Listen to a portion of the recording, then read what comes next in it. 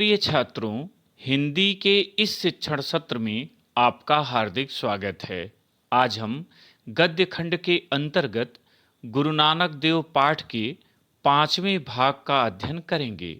प्रस्तुत अंश में लेखक आचार्य हजारी प्रसाद द्विवेदी जी ने गुरु नानक देव की सहज एवं मधुर किंतु अद्भुत वाणी के महत्व का वर्णन किया है। गद्यांश देखें।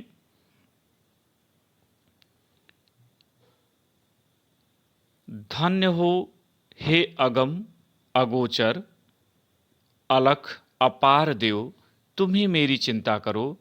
जहाँ तक देखता हूँ वहाँ तक जल में, थल में, पृथ्वी में सर्वत्र तुम्हारी ही लीला व्याप्त है।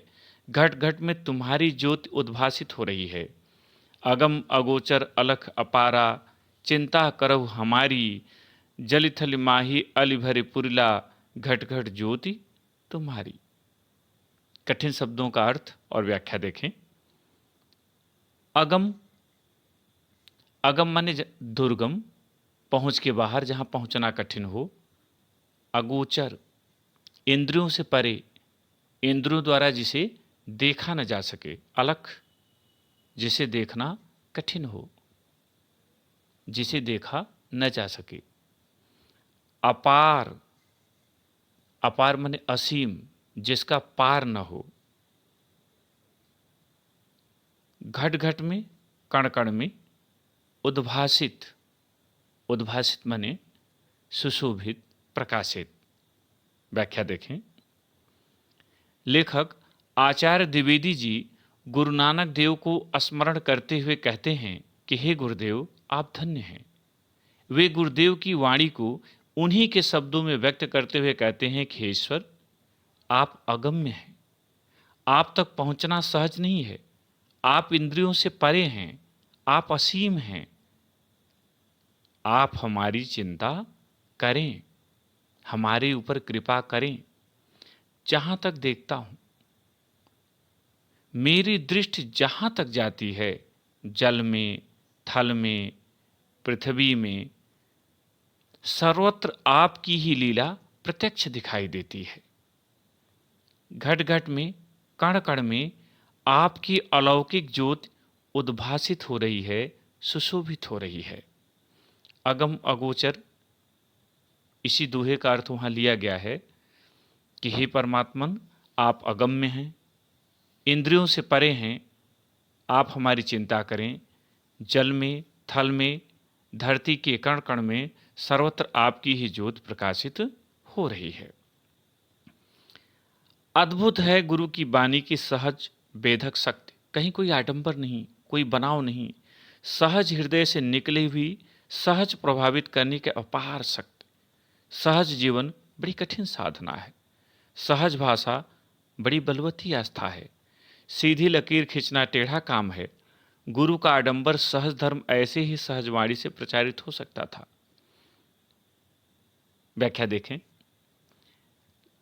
लेखक कहता है कि गुरु नानक देव की वाणी प्रभावपूर्ण किंतु अद्भुत है। वाणी की शक्ति अद्भुत है। उसमें कोई आडंबर नहीं है, कोई दिखावा नहीं है।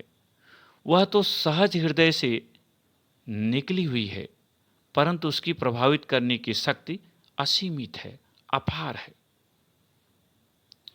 गुरु का मार्ग सहज नहीं होता, किंतु उन्होंने सहज जीवन से बड़ी कठिन साधना की है।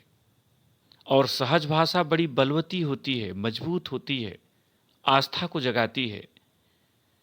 सीधी लकीर खींचना टेढ़ा काम है, माने आसान काम नहीं है। एक सीधी लकीर खींचना आसान काम नहीं है। गुरु का आडंबर सहज धर्म ऐसे ही सहज वाणी से प्रचारित हो सकता था। लेखक कहता है कि गुरु का सहज मार्ग ऐसे ही सहज वाणी से प्रचारित हो सकता था। कहीं कोई अहंकार नहीं, विद्वता का कोई बोझ नहीं, कहीं भी पांडित्य का दुर्धर बोझ नहीं, और फिर भी पंडितों को आंदोलित करने वाली यह वाणी धन्य है।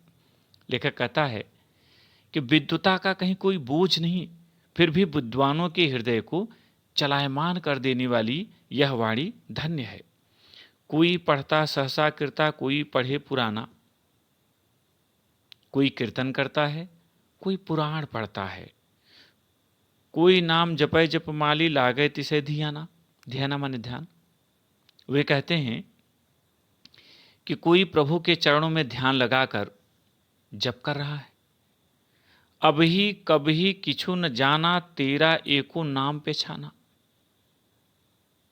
वे कहते हैं कि न तो तब और न ही अब हमने कुछ और नहीं जाना, बल्कि तेरे नाम को ही पहचाना पहचाना है। ना जाना हरे मेरी कवण गति, हम मूर्ख अज्ञान शरण प्रभु तेरी।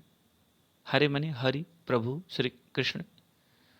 वे कह रहे हैं कि हे प्रभु, न जाने मेरी कौन सी गति होगी, क्योंकि मैं तो मूर्ख हूं, अज्ञानी हूं, किंतु आपकी शरण में हूं। कोई कृपा राखो मेरी लाजपते। इसलिए हे प्रभु, कृपा करके हमारी लाज बचाइए, हमारी लज्जा की रक्षा कीजिए। ऐसी मीठी निरहंकारी सीधी वाणी से गुरु ने भटकती जनता को उसका लक्ष्य बताया। लेखक कहता है, इतनी मधुर एवं अहंकार रहित वाणी से गुरु नानक देव ने माया मोह में लिपटे संसार को, जनता को उचित मार्ग दिखाया, उचित रास्ता दिखाया।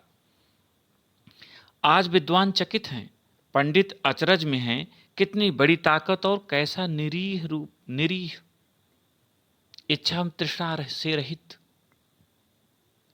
कवि कह रहा है, लेखक कह रहा है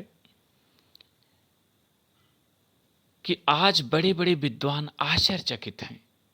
अपार शक्ति से संपन्न गुरु नानक देव इच्छा एवं तृष्णा से रहित भला कैसे हैं। कालिदास ने ठीक ही कहा था, ध्रुवम वपुः कांचन पद्म निर्मितम मृद प्रकृत्या च ससार मेव च। अर्थ कर रहे हैं कि जो रूप से स्वर्ण कमल के धर्म वाला होता है, वह निश्चय ही स्वभाव से मृदु होता है, किंतु सारवान भी होता है। गुरु नानक देव ऐसे ही कांचन पद्मधर्मी, पद्म ने कमल, स्वर्ण कमलवत महामानव थे। मृदु प्रकृत्या, स्वभाव से मृदु थे, कोमल थे, ससार मेवच, और सारवान थे। इस भाग में यहीं तक। प्रश्न उत्तर देखें। उपर्युक्त गद्यांश का संदर्भ लिखिए। इस प्रश्न का उत्तर आप प्रथम भाग की भांति लिखेंगे। दूसरा प्रश्न, रेखांकित अंश की व्याख्या कीजिए। और यहाँ रेखांकित अंश है, हे अगम अगोचर अपार देव, तुम्ही मेरी चिंता करो। जहाँ तक देखता हूँ वहाँ तक जल में, थल में, पृथ्वी में सर्वत्र तुम्हारी ही लीला व्याप्त है। घट घट में तुम्हारी ज्योति उद्भासित हो रही है। उत्तर, लेखक आचार्य द्विवेदी जी कहते हैं कि हे ईश्वर, आप अगम्य हैं, आप तक पहुंचना सहज नहीं है, आप इंद्रियों से परे हैं, आप असीम हैं, आप हमारी चिंता करें, हमारे ऊपर कृपा करें। मेरी दृष्टि जहाँ तक जाती है, जल में, थल में, पृथ्वी में, सर्वत्र आपकी ही लीला दिखाई देती है। कण कण में आपकी अलौकिक ज्योति सुशोभित हो रही है। तीसरा व अंतिम प्रश्न, किसकी वाणी अद्भुत है? उत्तर, गुरु नानक देव की वाणी अद्भुत है। प्रिय छात्रों, मुझे उम्मीद है कि आज का भाग आपने समझ लिया होगा।